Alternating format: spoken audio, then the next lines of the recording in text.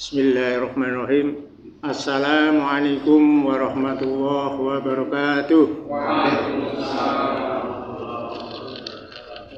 Alhamdulillah nahmaduhu wa nasta'inuhu wa nastaghfiruh wa na'udzu billahi min shururi anfusina wa min sayyiati a'malina may yahdihillahu wa may yudlil fala hadiya lahu.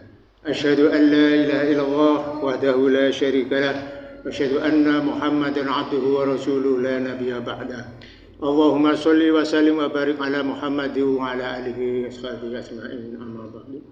Qala Allah ta'ala fil Qur'anil Karim, a'udzu billahi minasy syaithanir rajim. Bismillahirrahmanirrahim. Ara'aital ladzi yukadzibu bid-din, fadzalikal ladzi yad'ul yatim wa la yahuddu 'ala ta'amil miskin. Fawailul lil musallin alladzina hum an salatihim sahun alladzina hum yura'un wa yamna'unal ma'un. Shadaqallahul adzim. Jamaah salat Isya yang dimuliakan Allah Subhanahu wa taala. Pertama-tama marilah kita memanjatkan puji syukur kehadirat Allah Subhanahu wa taala yang telah melimpahkan rahmat, hidayah, inayah kepada kita sekalian, sehingga pada malam hari ini, malam yang mulia, karena pada malam ini malam Jumat. Napa malih niku nek wong Jawa niku malam Jumat Kliwon apa nggih? Malam keramat niku terus. Malam ingkang agung nggih. Malam ingkang agung. Nggih, Jumapun nggih. Ana Jumapun. Soale kula niku mboten sok ngatung-ngatung sing kados niku nggih. Nggih, mila menika monggo kita sareng-sareng memuji syukur dumateng Allah Subhanahu wa taala yang sudah memberikan hidayah kepada kita sekalian, sehingga pada hari ini, malam hari ini, kita setelah sholat Isya kita dilanjutkan dengan pengajian rutinitas setiap malam Jumat. Jamaah yang dimuliakan Allah Subhanahu wa taala, yang selanjutnya ini saya juga kadang-kadang mengisi apa gitu ya. Karena penceramah sudah mengisi ini, penceramah ini sudah mengisi ini, penceramah ini sudah mengisi ini. Bab ini, bab itu, bab ini, bab itu. Sehingga saya itu arep apa ya kiye, wis pada pinter-pinter niku. Nggih, wis pada paham-paham ning agama. Nggih. Oleh sebab ini mungkin saya akan menyampaikan yang mungkin belum pernah ataupun sudah pernah tapi jarang sekali orang menyampaikan. Nah, ini ada di surat Al-Ma'un. Ada di surat Al-Ma'un. Yang kita itu nanti di temanya itu adalah keutamaan fakir miskin sobir. Keutamaan fakir miskin sobir. Ini nanti saya sampaikan. Namun sebelum itu saya ingin menyampaikan sebagai mukadimah tadi surat Al-Ma'un. Yang tentunya surat Al-Ma'un itu di kalangan kita itu pada zamannya Kiai Haji Ahmad Dahlan itu ya, itu kan surat yang andalan. Kalau sholat maghrib itu sudah dibaca bolak-balik sampai berapa kali, sehingga pada santri-santrinya apal surat Al-Ma'un. Dibalik lagi, ara'aital ladzi yukadzibu bid-din fadzalikal ladzi yad'ul yatim wa la yahuddu 'ala ta'amil miskin wa wailul lil musallin alladzina hum an salatihim sahun alladzina hum yura'un wa yamna'unal ma'un. Dibolak-balik. Kalau sudah hafal, bagaimana? Direalisasikan dengan kehidupan yang nyata. Oleh karena itu saya menyampaikan hal ini, mudah-mudahan ini nyuwun sewu nggih Bu, nyuwun sewu nggih Pak. Niki ampun kesinggung lho nggih. Ampun kesinggung. Nggih, masalah yaitu keutamaan fakir miskin. Ampun kesinggung niku. Nah, ini di dalam Al-Qur'an surat Al-Ma'un saya bacakan. A'udzu billahi minasyaitonir rajim. Bismillahirrahmanirrahim. Ara'aital ladzi yukadzibu bid-din. Niki tak terjemahkan nggih, terjemahkan. Tahukah kamu orang yang mendustakan agama? Ini dalam tafsir. Ini dalam tafsir Mahmud Yunus. Ini artinya itu adakah kamu lihat? Nah, adakah kamu lihat? Ini dalam tafsir. Dalam tafsir yaitu Mahmud Yunus. Tahukah kamu orang yang mendustakan agama? Bisa juga adakah kamu lihat orang, nah, orang yang apa? Orang yang mata hatinya, akal pikirannya, atau adakah kamu lihat orang yang mendustakan agama? Siapa orang yang mendustakan agama? Siapa orangnya? Yaitu orang yang menghardik anak yatim. Orang yang menghardik anak yatim. Fadzalikal ladzi yad'ul yatim. Maka itulah orang yang menghardik anak yatim.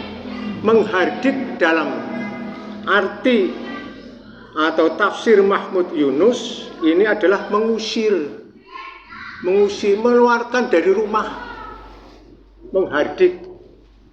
Menghardik atau mencaci maki, tidak merawat, menghina, bahkan memakan harta anak yatim.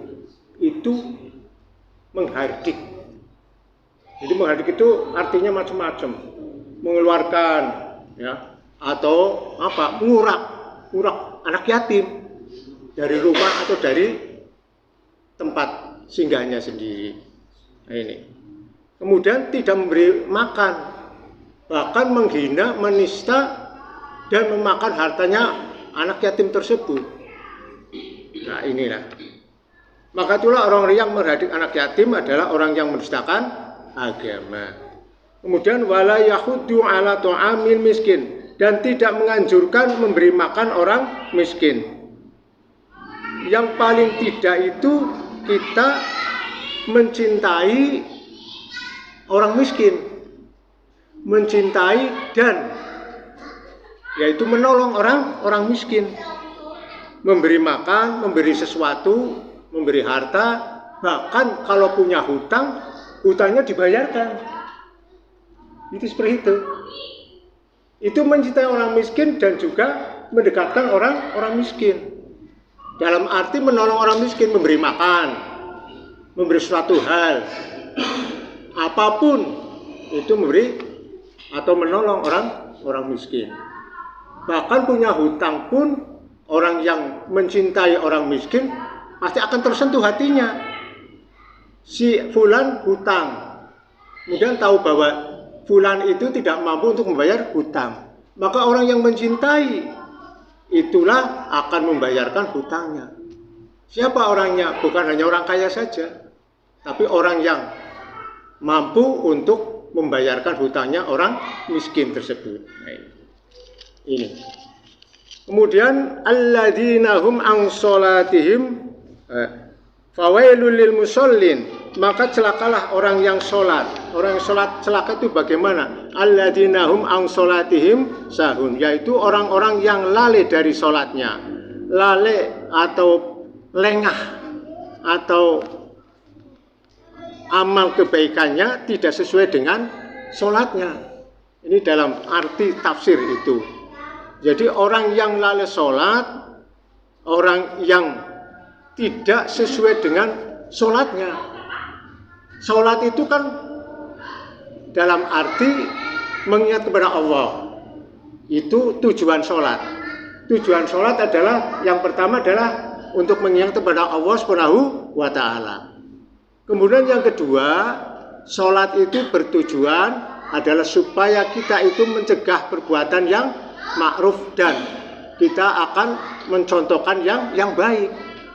Tapi kalau sholatnya tidak sesuai dengan perbuatannya, nah itulah yang dikatakan orang yang lalai dari sholatnya. Maka itu nanti akan mendapatkan yaitu neraka wail. Kemudian alladzina hum yura'un, orang-orang yang berbuat riya, sholatnya berbuat riya, hanya ingin dilihat oleh orang, ada sesuatu hal, ya pamer, ingin dipuji dan sebagainya. Ini orang yang termasuk adalah orang yang lalai dalam sholatnya. Wa yamna'unal ma'un, dan enggan memberikan bantuan. Bantuan apa? Orang-orang kaya adalah zakat. Orang yang tidak kaya itu sedekah, infak dan sebagainya. Atau barang yang berguna, atau meminjamkan barang yang berguna. Kadang-kadang orang itu, contohnya ini yang kecil saja. Ada orang yang butuh pendel, ini ya. Orang butuh pendel. Karena ini butuh, maka pinjam kepada si A. Si A itu punya, tetapi ngomongnya tidak. Oh, saya tidak punya pendel. Ini barang yang berguna. Kalau orang yang tahu tentang surat Al-Ma'un, oh iya, ini barang yang berguna, dipinjamkan. Dipinjamkan kepada orang yang membutuhkan.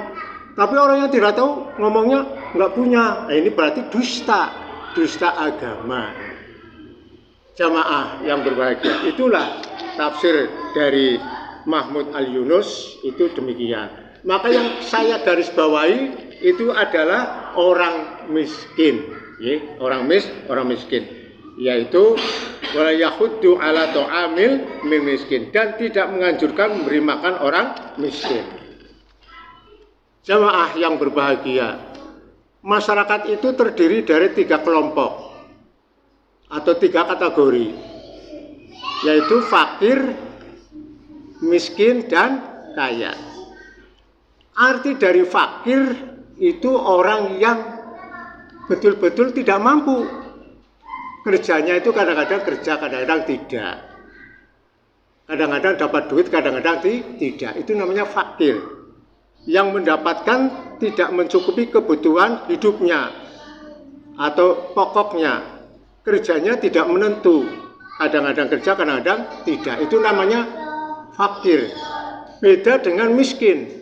Kalau orang miskin itu mereka yang mendapatkannya mencukupi kebutuhan hidupnya, kerjanya menentu, stabil, tetapi hanya cukup untuk makan atau kebutuhan sehari-hari. Kelebihannya kadang-kadang lebih, kadang-kadang tidak. Itu yang namanya miskin. Nah, kalau di P2KP, dulu kan saya itu pengurus P2KP. Kalau di P2KP itu yang namanya orang miskin atau orang fakir itu orang yang tidak berdaya. Orang yang tidak berdaya. Atau orang yang tidak mampu. Kalau orang fakir berarti orang yang benar-benar tidak mampu. Kalau orang miskin, orang yang yaitu agak mampu. Di dalam istilah itu adalah memberdayakan manusia. Itu dalam P2KP atau PNPM. Atau dalam istilah sekarang itu sudah diganti, dulu itu P2KP, kemudian yang selanjutnya diganti lagi PNPM, kemudian diganti PNPM Mandiri, kemudian sekarang ini adalah kotaku, kota tanpa kumuh, itu ada di perkotaan. Kalau di desa tidak ada kotaku, masih adanya PNPM pedesaan. Nah, itu seperti itu. Nah, inilah orang yang tidak mampu itu diberdayakan oleh siapa? Oleh pemerintah, yaitu dengan 3 kategori. Yang pertama adalah UPL, UP lingkungan, UP ekonomi, dan UP sosial. Nah, UP ekonomi itu dalam rangka yaitu untuk meminjamkan uang. Kalau UP sosial itu yang memberikan kepada orang-orang yang tidak mampu. Itu kalau P2KP, hingga sampai sekarang kotaku demikian. Itu. Kemudian orang kaya. Kalau orang kaya adalah mereka yang mendapatkannya kehidupan yang mencukupi kebutuhannya sehari-hari. Bahkan mereka itu adalah sisanya itu lebih banyak. Oleh karena itu sudah mereka itu wajib membayar zakat. Sebagaimana sabda Nabi Muhammad SAW, tukhadu min aghniyaihim wa turadu ala fuqaraihim. Zakat itu diambil dari orang-orang kaya di antara mereka dan dikembalikan kepada orang-orang fakir, orang fakir di antara mereka.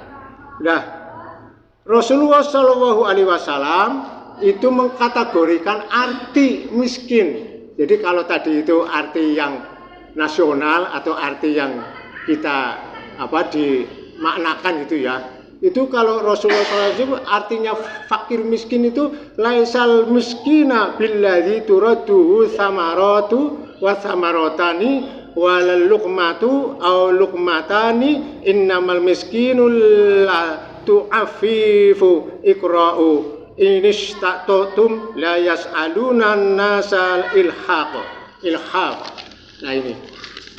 Jadi yang namanya miskin begini. Bukanlah orang miskin itu orang yang dapat dihalau dengan sebutir atau 2 butir kurma dan sesuap 2 suap nasi atau makanan.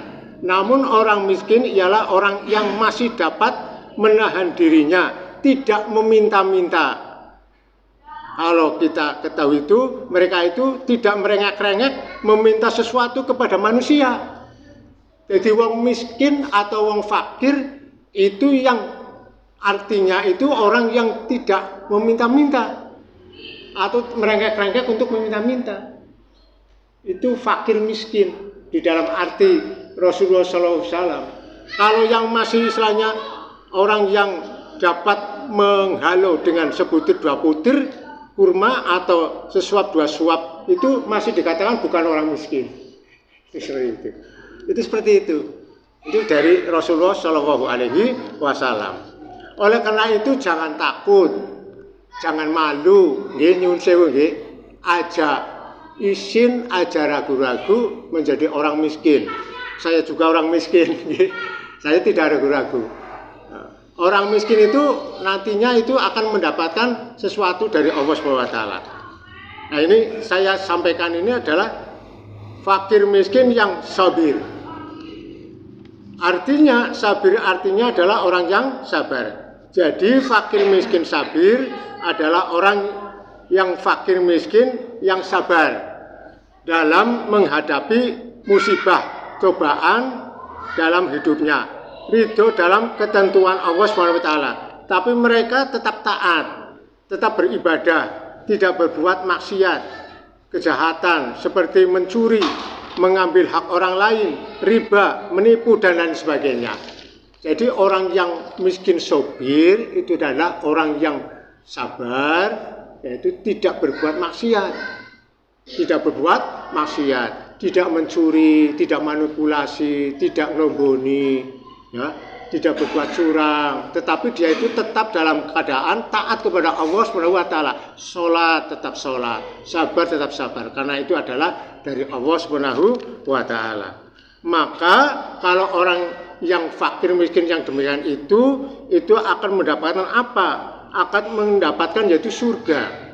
Karena keutamaan fakir miskin yang sabir lain dengan yang tidak sabir.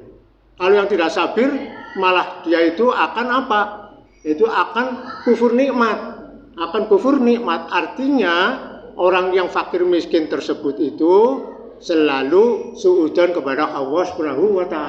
Kenapa sih saya menjadi orang miskin? Kenapa sih saya menjadi orang fakir?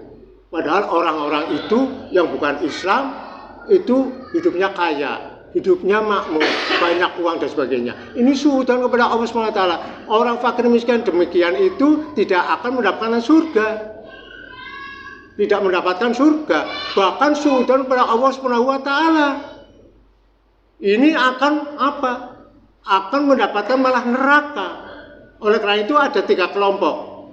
Di dalam Rabbana atina fid dunya hasanah wa fil akhirati hasanah wa qina adzabannar. Kehidupan yang pertama orang yang hidup di dunia itu enak, kemudian di akhiratnya kepenak. Itu Rabbana atina fid dunya hasanah wa fil akhirati hasanah wa qina adzabannar. Yang kedua, hidup di dunianya itu sengsara, tapi hidup di akhiratnya itu akan bahagia. Yang ketiga, hidup di dunianya itu sengsara, hidup di akhiratnya akan sengsara. Siapa? Yaitu orang fakir miskin yang selalu suudzon kepada Allah SWT. Tapi kalau orang fakir miskin yang sabar sabur, taat kepada Allah SWT, walaupun di dunianya itu sengsara, insya Allah di akhiratnya itu akan bahagia, masuk surga tanpa hisab, masuk surga tanpa hisab. Itu orang yang fakir miskin, yang sobir, yang selalu taat kepada Allah Subhanahu wa taala, walaupun kondisinya di dunianya itu sengsara, tetapi dia selalu taat kepada Allah Subhanahu wa taala, tetap sholat, tetap sedekah, walaupun bagaimana sedekahnya itu juga nanti ada secara sedekahnya orang fakir miskin. Jamaah rahimakumullah, pengawasan masjid ini yang kemudian di samping penghuni surga, maka muka mereka itu berseri-seri. Itu orang fakir miskin yang sobir, itu nanti di alam akhiratnya itu mukanya berseri-seri, mukanya berseri-seri cemerlang bagai matahari. Seneng buatan niku? Ini seneng banget. Bahkan diberi keistimewaan, diberi predikat sebagai ahlul jannah, sebagai ahlul jannah. Seneng niku, suka dadi wong sugih apa suka dadi wong melarat? Nggih. Arep dadi wong sugih apa dadi wong melarat niku milih mawon. Nggih. Dadi wong melarat taat kepada Allah akan masuk surga tanpa dihisab. Dadi orang kaya, nggih, niku tapi sedekah, salate kiyeng, taat kepada Allah Subhanahu wa taala tetap masuk surga. Tapi mana yang akan masuk surga dulu? Apakah orang yang fakir miskin atau orang yang kaya? Tentunya adalah orang yang fakir miskin dulu, Bu, yang akan masuk surga tanpa dihisab. Di dalam hadis itu 40 tahun baru orang kaya. Ada lagi hadis 500 tahun baru orang kaya itu masuk surga. Itu. Jadi orang fakir miskin dulu yang akan masuk surga tanpa dihisab. Setelah 40 tahun baru orang kaya. Makanya itu jangan susah, jangan sedih, Bu. Tapi kita tetap berusaha walaupun penghasilannya itu tidak mencukupi kebutuhan. Oleh karena itu orang yang kaya itu harus cinta kepada orang yang miskin. Orang yang kaya itu harus mencintai dan menolong orang miskin. Karena apa? Ada keutamaan, 5 keutamaan mencintai orang miskin. Nah, ini bagi orang yang ahliya, nggih, bagi orang ahliya. Itu ada 5 keutamaan mencintai orang miskin. Yang pertama, mencintai dan menolong orang miskin dapat meringankan kesusahan pada hari kiamat. Nah, ini keutamaannya, istimewaannya. Man tafasa an mu'minin karobatan min karobin yaumil qiyamah wa may yasara ala mu'siri yasrawwahu alaihi fid dunya wal akhirah. Ini hadisnya. Hadis riwayat Muslim nomor 2699. Barang siapa menghilangkan kesusahan dunia dari seorang mukmin, orang mukmin yang fakir miskin, nggih. Barang siapa menghilangkan kesusahan dunia dari seorang mukmin, Allah akan menghilangkan dirinya satu kesusahan di hari kiamat. Jadi siapa yang akan menolong orang fakir miskin di dunianya tentang kesusahannya, maka nanti di akhiratnya itu akan mendapatkan, yaitu menghilangkan dirinya suatu kesusahan di akhirat, yaitu di hari kiamat. Dan barang siapa yang memudahkan kesulitan orang yang dililit hutang, tadi yang saya sampaikan, barang siapa yang memudahkan kesulitan orang yang dililit hutang, artinya yang dililit hutang itu adalah orang yang miskin yang hutang kepada siapapun, hutang kepada rentenir atau kepada bank atau kepada apa. Lilit hutang, ya, mengembalikan atau orang tersebut itu nyauri, ya, membayar hutang. Orang yang hutang itu nanti di hari akhiratnya akan memudahkannya, yaitu di dunianya dan di akhirat bahkan. Bukan hanya di akhirat saja, tapi di dunia dan akhirat. Di dunianya apa? Orang yang memberikan sedekah, yaitu membayarkan hutang, akan dilipat gandakan nantinya, akan menghasilkan lebih dari apa yang diberikan oleh, yaitu orang yang dililit hutang tersebut. Itu yang pertama. Kemudian yang kedua, doa orang yang miskin adalah sebab datangnya pertolongan Allah. Ini saya berarti menyampaikan ataupun menafsirkan surat Al-Ma'un ini dalam rangka surat Al-Ma'un. Doa orang miskin adalah sebab datangnya pertolongan Allah Subhanahu wa taala. Innama yang suruh hadhil ummata bidha'ifiha bada'watihim wa sholatihim wa ikhlasihim. Sesungguhnya Allah Subhanahu wa taala menolong umat ini dengan sebab orang-orang lemah, yaitu orang-orang miskin di antara mereka, yaitu dengan doa, sholat, dan keikhlasan mereka. Bapak Ibu, kalau panjenengan memberikan sesuatu kepada orang yang fakir miskin ataupun kepada orang lain, itu yang orang yang diberi sesuatu itu senang mboten? Jelas senang. Diberi sesuatu pasti senang. Saking senangnya, keikhlasannya itu, maka mendoakan orang yang memberi. Lalu mboten? Pasti itu mendoakan. Si fulan diberi uang, padahal lagi butuh, diberikannya. Ini buat kamu. Maka orang yang diberi itu alhamdulillah ya Allah, mudah-mudahan kau diberi rezeki yang banyak. Itu doanya, Pak. Dengan secara ikhlas mendoakan mudah-mudahan yang memberikan itu akan mendapatkan rezeki lebih banyak daripada yang diberikan. Ini benar terjadi dan ini doanya akan terkabul. Walaupun tidak langsung begitu full itu ya, terus uangnya itu teka, itu enggak.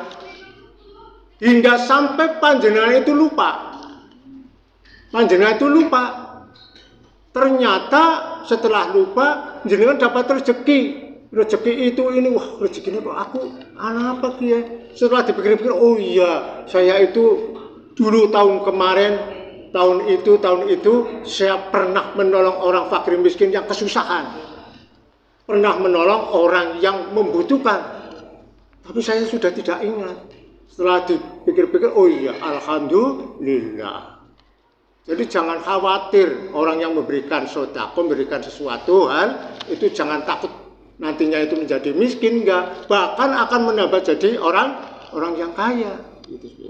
Ini yang kedua. Kemudian yang ketiga, mencintai orang miskin mengajarkan kita untuk mudah bersyukur kepada Allah Subhanahu wa taala. Ini hadisnya seperti ini. Unzuru ila man asfala minkum wa la tanzuru ila man huwa fawqakum fa huwa ajdaru alla tasdaru wa ni'matallahi alaikum. Pandanglah orang yang berada di bawahmu. Ini artinya, pandanglah orang yang berada di bawahmu dalam perkara dunia, dan janganlah engkau memandang orang yang berada di atasmu. Ini ada artinya, dalam perkara dunia. Dengan demikian, hal itu akan membuatmu tidak meremehkan nikmat Allah kepadamu. Jadi kita jadi manusia dalam hidup di dunia itu, janganlah memandang orang yang di atasnya, tapi pandanglah orang yang di bawahnya. Oh iya, aku merasa seperti ini, tapi ada yang lebih dari saya. Saya miskin, saya orang yang tidak punya, tetapi ada yang lebih dari miskin itu, yaitu fakir.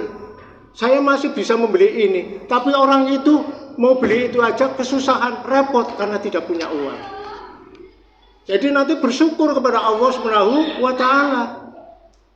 Tapi kalau panjenengan itu memandang yang lebih atas, pasti jenengan itu akan menjadi apa? Menjadi fitnah. Ya, timbulnya fitnah. Suudon. Loh, kau bisa beli mobil, aku ora bisa. Wong kaya rentenir. Nah, ini berarti suudon. Oh, kayak wong itu ini punya jimat dan sebagainya. Oh, kayak itu ya ini. Bahkan itu menjadi fitnah. Menjadi fitnah. Dan akhirnya tidak mensyukuri nikmat Allah Subhanahu wa taala. Maka pandanglah orang yang di bawahnya, pandanglah orang yang di bawahnya kita. Jangan memandang orang yang di atas kita, sehingga akan bersyukur kepada Allah Subhanahu wa taala. Inilah hikmah daripada orang mencintai orang miskin. Yang keempat, Rasulullah SAW berdoa agar dianugerahkan kecintaan kepada orang-orang miskin. Ini doanya panjang, Pak. Doanya panjang iki. Ini make di fotokopi kayak ini utawanya make kula tak Allahumma inni as'aluka fi'lal khairati wa tarakal munkarati wa habbal masakina wa antaghfiruli wa tarhamni wa idza aradta fitnata qaumi fatawaffani ghairu maftuni as'aluka hubbaka wa habba man yuhibbuka wa hubban amalin yaqrabu ila hubbaka. Ini doanya Rasulullah SAW. Setiap kita habis sholat baca ini harus supaya mencintai orang fakir miskin dan nantinya akan selalu bersyukur kepada Allah Subhanahu wa taala.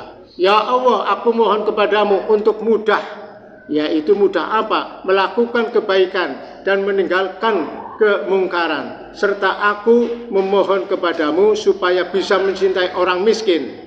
Ampunilah dosa-dosaku, rahmatilah aku. Jika engkau menginginkan untuk menguji suatu kaum, maka wafatkanlah aku dalam keadaan tidak terfitnah. Aku mohon agar dapat mencintaimu, mencintai orang-orang yang mencintaimu, dan mencintai amal yang dapat mendekatkan diriku, yaitu diriku kepada kecintaanmu. Hadis riwayat Tirmidzi nomor 3235 dan At-Tabrani dalam bab 5 243. Syekh Al-Albani itu mengatakan bahwa hadis ini adalah sahih. Jadi ini nanti bisa kita amalkan atau bisa kita doakan setiap yaitu pada sholat. Yang kelima ini penting. Yang kelima, mencintai orang miskin merupakan wasiat Nabi Muhammad SAW. Dari Abu Dzar Ghifari, beliau berkata, Ausani khalili bisab'i yuhibbul masakin wa an adwa minhum wa an unzuru ila man huwa asfala minni wa la unzuru ila man huwa fawqi wa an asila rahimi wa ini jafani wa an aksiru min qawli la khawla wa la quwata illa billah wa an ataqalamu bimuril haqqa wa alla ta'khudani billahi ladamatu laim wa alla asla alan nasa syai'an. Kekasihku Rasulullah SAW pernah berwasiat kepadaku dengan 7 hal. Pertama adalah supaya aku mencintai orang-orang miskin dan dekat dengan mereka. Surat Al-Ma'un. Ini surat Al-Ma'un. Mencintai orang-orang miskin dan dekat dengan mereka. Kalau ibu itu masak, ibu masak opo bae, masak nopo mawon, masak apa saja, apalagi masak rendang atau masak iwak atau masak apa, kan baunya itu kan sampai tetangga-tetangga itu kan bau. Lagi siapa sing masak, sing lagi masak siapa? Ibu itu memberikan kepada tetangga mboten. Nah niki mboten lah arep mabuk dhewe kang anak, aku masak-masak dhewe. Apalagi lingkungannya itu orang miskin. Orang miskin lingkungannya mesti ada baunya. Aduh, nek aku bisa masak kayak gini ya jan seneng temen. Te baunya rendang kiye, rendang. Sing masak siapa ya? Dalam hatinya nek dikirimi mari ngene ya aku seneng banget.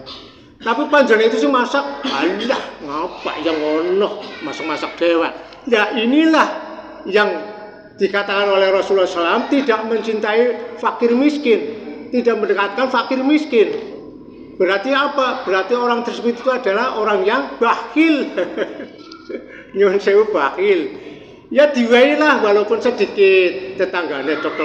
Nah, itu nantinya akan mendapatkan surga, Bu. Akan mendapatkan surga, meringankan ataupun memberikan kesenangan dalam kesusahan orang fakir miskin walaupun berupa apa? Berupa sayur. Tapi kalau orang yang tahu pasti walaupun jangan gendot ya dikirimi. Ya, aku jangan gendot kok doyan apa ora. Nah niku wis. Oh nggih matur nuwun sanget mudah-mudahan dapat rezeki kang kathah nggih. Niki pasti didoakan. Itu nggih. Nah ini yuhibbul masakin wa an adtuwa minhum. Jadi mencintai orang miskin nggih, dan orang miskin dan dekat dengan mereka. Itu yang satu. Kemudian yang kedua, wa anzuru ila ma huwa asfala minni wa la anzuru ila man huwa fawqi. Yang kedua, beliau memerintahkan aku agar aku melihat kepada orang-orang yang berada di bawahku, yang tadi saya sampaikan. Melihat orang-orang yang berada di bawahku. Dan kami yaitu diperintahkan untuk tidak memandang orang yang di atasku kepada orang yang berada di atasku, karena nantinya akan orang tersebut tidak mensyukuri nikmat Allah Subhanahu wa taala. Kemudian selanjutnya yang nomor 3, beliau memerintahkan aku untuk memerintahkan kepada menyambung silaturahim meskipun mereka berlaku kasar kepadaku. Nomor 3-nya yaitu wa an asli rahimi wa in jafani. Jadi Rasulullah SAW itu memerintahkan kepada kita untuk menyambung silaturahim walaupun orang tersebut itu melukai hatinya panjenengan, tas bermusuhan, ada suatu hal sehingga rentang ataupun renggang hubungan silaturahim. Tetapi panjenengan itu tetap menghubungkan silaturahim kepada orang tersebut. Berat mboten, Bu? Berat banget. Wong yang sing ora salah kok njaluk maaf. Itu kan berat. Padahal itu ganjaran sangat luar biasa, surga itu. Menyambung silaturahim kepada orang yang memberikan orang yang melukai hati kita itu, tapi kita yang dilukai tetap berhubungan atau menyambung silaturahim dengannya, insya Allah itu akan mendapatkan surga. Surga itu jangan khawatir. Nah ini, tapi jarang orangnya seperti itu. Bahkan sampai nong-nongan lah. Oh, yang orang salah kok arep damai. Nah, itu padahal orang yang semacam itu adalah hanya hatinya keras. Nah, itu, Bu. Kemudian yang selanjutnya, wa aksiru min qauli la haula wala quwata illa billah. Rasulullah SAW itu menganjurkan bahwa kita itu selalu membaca la haula wala quwata illa billah setiap hari, Bu. Baca la haula wala quwata illa billah, la haula wala quwata illa billah terus. Karena ini ucapan yang ini adalah sebagai ucapan bahwa tidak ada daya upaya melainkan kekuatan Allah Subhanahu wa taala. Itu supaya kita itu menjadi kuat, menjadi imannya kuat, menjadi sehat dan lain sebagainya. Maka setiap hari kita upayakan yaitu membaca la haula wala quwata illa billah il aliyil azim. Kemudian yang kelima wa alla ta'khudani billahi laul amatu laim. Yang kelima wa antaqallamu bi murril haqq. Jadi kita itu mengatakan apa-apa yang hak, ya, apa-apa yang benar, walaupun itu pahit bagi orang lain. Kita mengatakan seadanya, kita mengatakan sebenarnya, jangan ditutup-tutupi. Kalau kita tutupi berarti bohong. Kulil haq walau kana muron, katakanlah yang hak walaupun itu pahit. Kita katakan saja. Sehingga itu nanti akan melegakan orang lain. Kalau kita menutup-nutupi pasti akan menjadi pertanyaan. Jadi ngomong orang sesuai karo atine. Wong gue ngomong orang sesuai atine. Kayak mesti goro kayak menceritakan orang lain, kemudian ada orang lainnya tahu kayak sih ngomong apa, orang ngomong apa-apa, padahal ngomong yang begini. Tapi katakanlah yang hak, kulil hak walau kana muron. Itu wasiat Rasulullah SAW. Kemudian yang selanjutnya, yang keenam, wa anna la ta'khuduni billahi laumatu laim. Yang keenam, yaitu beliau berwasiat agar aku tidak takut celaan orang yang mencela dalam, yaitu berdakwah kepada Allah Subhanahu wa taala. Jangan khawatir nih para dai-dai, para mubalik, itu berdakwah itu memang berat sekali, ya. Siapapun pasti ada celaan, pasti ada rintangan, pasti ada cobaan. Ini seorang mubalik itu seperti itu, ya. Tapi jangan takut celaan tersebut. Ini Rasulullah SAW itu mewasiatkan agar aku tidak takut celaan orang yang mencela dalam berdakwah kepada Allah Subhanahu wa taala. Mula ngaji aja takut dicela. Nggih, jadi guru agama aja takut dicela. Jadi mubalik jangan takut dicela. Nggih, nah ini seperti itu. Kemudian yang terakhir ini adalah wa alla asla an-nasa syai'a. Nah ini. Beliau menasihatku agar tidak meminta sesuatu pun kepada manusia, walaupun kita dalam kondisi fakir miskin, dalam kondisi tidak punya, dalam kondisi tidak berada, tidak berdaya, maka tidak meminta sesuatu pun kepada orang lain. Itulah orang yang namanya yaitu fakir miskin yang sobir. Nah, fakir miskin yang sobir. Jadi 7 macam itu monggo Bu kita laksanakan, mencintai fakir miskin dan berdekat dengan beliau. Ini semua orang yang fakir miskin itu mau sedekah saja itu sangat tidak ada karena tidak punya. Padahal ada yaitu orang yang sedekah walaupun orang yang fakir miskin, tetapi mereka itu tetap bersedekah walaupun hanya Rp1.000, walaupun hanya Rp500.000, Rp2.000, tapi ada sedekah khusus bagi orang fakir miskin. Ada sedekah khusus bagi fakir miskin, walaupun tidak punya harta, tidak punya uang, mau disedekahkan, tetapi ini Allah SWT memberikan keringanan kepada fakir miskin supaya bisa bersedekah. Apa Bu? Apa sedekahnya orang miskin? Sedekahnya orang miskin dalam hadis Nabi, hadis Arbani Nabawi nomor 25, hadis riwayat Muslim menceritakan dari Abu Dzar berkata, an Abi Dzari radhiyallahu anhu aidon, anna nasa min ashabi Rasulullah sallallahu alaihi wasallam, ada beberapa orang sahabat Rasulullah sallallahu alaihi wasallam itu bertanya kepada Rasulullah, wahai Rasulullah, ya Rasulullah.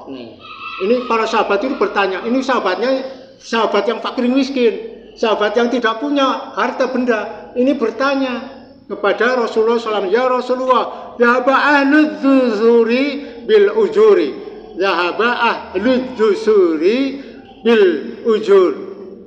Orang-orang kaya telah pergi dengan membawa pahala yang banyak. Orang kaya itu pergi dengan membawa pahala yang banyak. Pahalanya apa saja? Yusalluna kama nusolli, mereka sholat sebagaimana kami sholat. Orang kaya sholat sebagaimana fakir miskin itu sholat. Seperti saya fakir miskin sholat, orang kaya sholat seperti saya sholat. Wa yasumuna kama nasumu, mereka itu puasa sebagaimana aku puasa. Itu kata orang-orang sahabat-sahabat Nabi. Wa yatasaddaquna bifuduli amwalihim, dan mereka bersedekah dengan kelebihan harta mereka. Nah, mereka bersedekah dengan kelebihan harta mereka karena mereka itu banyak harta, maka untuk sedekah, untuk zakat, untuk infak dan sebagainya. Qala awalaysa qad ja'alallahu lakum, Rasulullah SAW bersabda, bukankah Allah itu telah kami beri petunjuk jalan untuk bersedekah? Maka Rasulullah itu menyatakan, bukankah Allah telah kami beri petunjuk jalan untuk bersedekah? Mata sodaku, inna bikulli tasbihatin sodako. Sesungguhnya setiap tasbih itu adalah sodako. Itu sodakonya orang fakir miskin. Bertasbih Bu, tasbih ini pun apa Ibu? Subhanallah, subhanallah, subhanallah. Di dalam kita habis sholat, kita itu bertasbih subhanallah subhanallah subhanallah berapa kali? 33 kali. Atau di luar sholat boleh. Untuk sedekah orang-orang seperti kita ini, subhanallah subhanallah subhanallah, atau sambil berjalan subhanallah subhanallah, itu sedekahnya orang fakir miskin. Sedekahnya orang fakir miskin, yaitu inna bikulli tasbihatin sedekah. Sesungguhnya setiap tasbih merupakan sedekah. Wa kulli takbiratin sedekah. Setiap takbir Allahu Akbar itu sedekah juga. Sedekah. Enteng mboten niku kita membaca takbir Allahu Akbar, subhanallah, Allahu Akbar. Itu sedekah. Kemudian wa kulli tahmidatin sedekah. Setiap tahmid napa Bu? Pak. Alhamdulillah. Itu sedekah. Wa kulli tahlilati sedekah. Setiap tahlil la ilaha illallah sedekah. Itu sedekah. Wa amrun bima'rufi sedekah. Maka mengajak pada kebaikan, beramal ma'ruf, nahi mungkar, wa nahyun an mungkari, itu juga sedekah. Amal ma'ruf nahi mungkar itu juga sedekah. Mencegah perbuatan yang tidak baik, merintahkan perbuatan yang ma'ruf. Aja kaya kue, ora kena, itu sedekah Bu. Sedekah. Ora kena iki, pada ngaji yo sedekah. Yo pada sekolah sedekah, yo pada sholat sedekah, yo pada ayo kerja bakti sedekah. Itu seperti itu sedekah. Wa man budai ahadikum sedekah. Dan berhubungan intim niki nyun sewu Ibu niki wonten sarung niki nggih. Berhubungan intim itu juga sedekah. Berhubungan intim. Wa man yudai ahadakum sedekah. Berhubungan intim dengan istri atau dengan suami itu adalah sedekah. Qalu ya Rasulullah, mereka bertanya, wahai Rasulullah, ayati ahadana syahwatahu, bagaimana bisa salah seorang di antara kami melampiaskan syahwatnya, wa yakunu lahu fiha ajrun, lalu mendapatkan pahala di dalamnya. Qala, Rasulullah SAW bersabda, beliau bersabda, ara'aytum law wadu'aha fi haramin, bagaimana pendapat kalian seandainya hal tersebut disalurkan di jalan yang haram, akana alaihi wizrun, lalu mendapatkan pahala di dalamnya, wa kadzalika inna wadu'aha fil halali, demikianlah halnya jika hal tersebut diletakkan pada jalan yang halal, kana lahu ajrun, maka ia mendapatkan pahala. Artinya kita berhubungan itu sudah bersuami istri berarti sudah sah. Orang berhubungan intim yang tidak sah itu akan mendapatkan pahala. Jadi jangan khawatir. Tapi yang sudah tua-tua ya nggih sabar mawon, bertasbih la ilaha illallah nggih, atau subhanallah, atau mengucapkan apa dan sebagainya. Inilah sedekahnya fakir miskin. Walaupun demikian, terus panjenengan semua lah nyontas sedekahnya la ilaha illallah, sedekahnya subhanallah, sedekahnya ini tidak. Punya harta akhirnya apa? Pelit. Wong 1000 nggo sedekah aja itu dapat pahala, nggih. Dapat pahala. Itu hanya ibarat saja sedekahnya orang fakir miskin. Kalau tidak punya harta sama sekali, ya kita itu mengucapkan la ilaha illallah, mengucapkan subhanallah, astagfirullah dan sebagainya. Bahkan mengambil duri di jalan itu termasuk sedekah. Itu Pak, itu sedekah.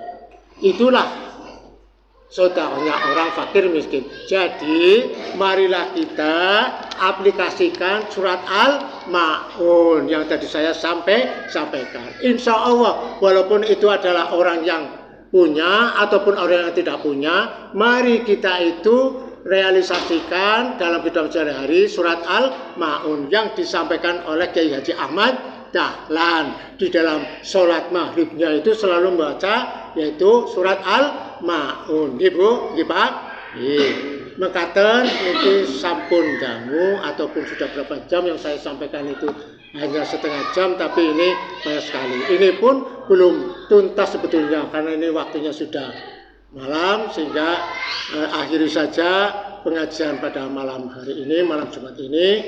Mudah-mudahan ini bermanfaat bagi kita semua. Billahi taufiq hidayah. Assalamualaikum warahmatullahi wabarakatuh.